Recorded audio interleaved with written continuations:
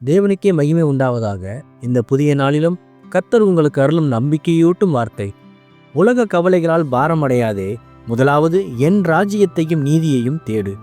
உன் தேவைகளை நான் அறிவேன், அவற்றை நான் சந்திப்பேன்.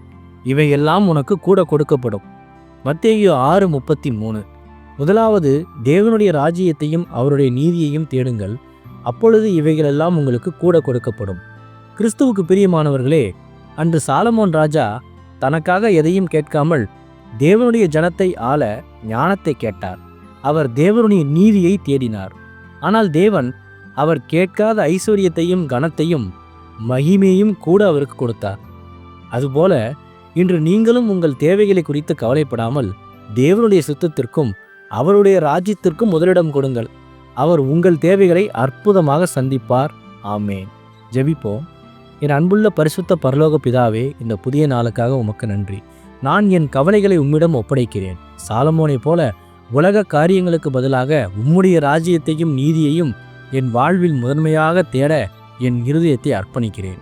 என் முன்னுரிமைகள் உமக்கு ஏற்றதாக இருக்கட்டும்.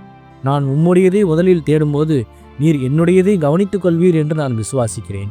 என் தேவைகளை நீர் அறிந்திருப்பதால் உம்மையே நம்பியிருக்கிறேன். இந்த நாள் முழுவதும் தெய்வீக சமாதானத்தால் என்னை நிரப்பும். உம்முடைய ஆசீர்வாதங்கள் என்னை தொடரட்டும். இந்த புதிய நாளிலும் தங்கள் பிறந்த நாள், திருமண நாள் போன்ற நல்ல விசேஷங்களை கொண்டாடும் ஒவ்வொருவரையும் இந்த நாளுக்கெட்டு நீர் கொடுத்த வசனத்தின்படியே ஆசீர்வதியும். இயேசுவே, இந்த நாளில் உம்முடைய வருகை இருக்குமானால் நான் அதில் உம்மோடு எடுத்துக்கொள்ளப்படும்படி என்னை தகுதிப்படுத்தும், தயார்படுத்தும். இயேசுவின் நாமத்தில் ஜெபிக்கிறேன் எங்கள் நல்ல பிதாவே. ஆமேன்.